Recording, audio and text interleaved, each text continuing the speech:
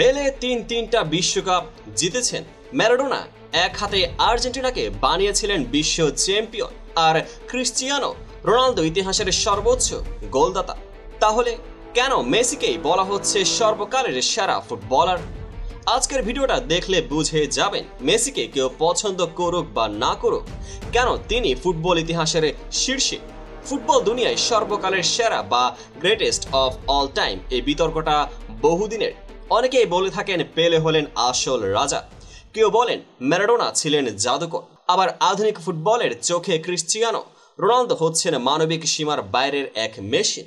কিন্তু সম্প্রতি আন্তর্জাতিক ফুটবল ইতিহাস ও পরিসংখ্যান ফেডারেশন, সংক্ষেপে IFFHS, তাদের দৃষ্টিতে সর্বকালের সেরা 10 ফুটবলারের তালিকা প্রকাশ করেছে। আর তাতেই ফুটবল দুনিয়ায় শুরু হয়েছে আলোড়ন।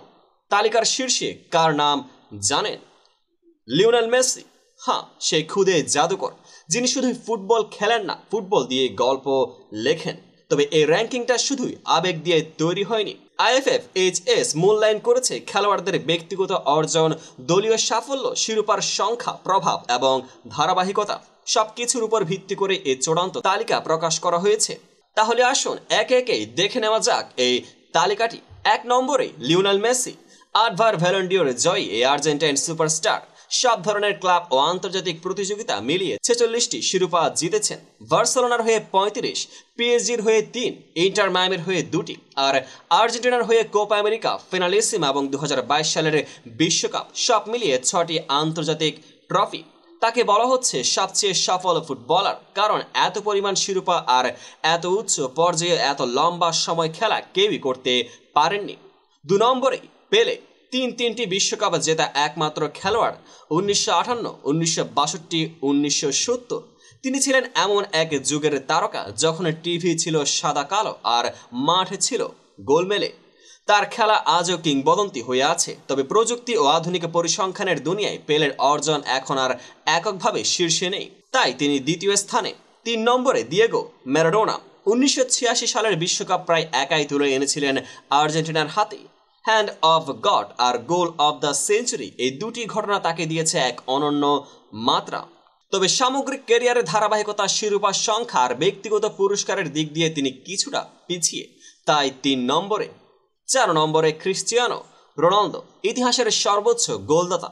900 এর বেশি গোল, 5টি ব্যালন ডিওর, চ্যাম্পিয়ন্স লিগের রাজা, ইউরো চ্যাম্পিয়ন। তবে একটি বিশ্বকাপ তার নামের পাশে নেই, আর কিছু বড় ম্যাচে তার পারফরমেন্স প্রশ্নের মুখে পড়েছে। তবে চতুর্থ হওয়া এই তর্কে একেবারে ছোট কথা না। 5 থেকে 10 নম্বর পর্যন্ত তালিকায় রয়েছেন। 5 জোহান ক্রুইফ, ফুটবলের টেকটিক্যাল বিপ্লবের জনক, টোটাল ফুটবল দর্শনের মস্তিষ্ক। 6 রোনালদো নাজারিও, দ্য ফেনোমেনন, যিনি ফিট থাকলে হয়তো ইতিহাস অন্যভাবে লেখা হতো। 7 জিনেদিন জিদান, বিশ্বকাপ জয়ী, ইউরো জয়ী ক্লাব ও জাতীয় দলে প্রভাবশালী লিডার। 8 ফ্রাঞ্জ বেকেনবাওয়ার, ডিফেন্ডার হয়ে ব্যালন ডিওর জয়ী জার্মান ফুটবলের স্থপতি। 9 আলফ্রেদো ডি স্টেফানো, রিয়াল মাদ্রিদের সোনালী যুগের স্থপতি। 10 রোনালদিনহো, সবচেয়ে স্টাইলিশ, সবচেয়ে ইনফ্লুয়েন্সিয়াল জাদুকর বললেও কম বলা হয়। এই টপ 10-এ ব্রাজিল ও আর্জেন্টিনা দুই দেশেই দিয়েছে 3 জন করে খেলোয়াড়, আর বাকিদের মধ্যে রয়েছে পর্তুগাল, জার্মানি, নেদারল্যান্ডস, ফ্রান্স, প্রতিটি দেশ থেকে 1 জন করে। বিশ্বকাপ জেতেননি যারা, তারা 3 জনই। Ronaldo, CR7, Johan Cruyff, Di Stefano. Messi কি সত্যি তাহলে সবার সেরা, অথবা পেলে ম্যারাডোনা ছিলেন অন্য যুগের কিংবদন্তি? এই প্রশ্নের উত্তর এক একজনের কাছে এক এক রকম। তবে পরিসংখ্যান আর সাফল্যের দিক থেকে এই মুহূর্তে মেসিকে টপকে যাওয়া সত্যি কঠিন। IFFHS এর তালিকা হয়তো তর্ক বাড়াবে, কিন্তু এক জিনিস পরিষ্কার, মেসি নামটাই এখন ইতিহাস। বলুন তো আপনার চোখে কে সবচেয়ে সেরা?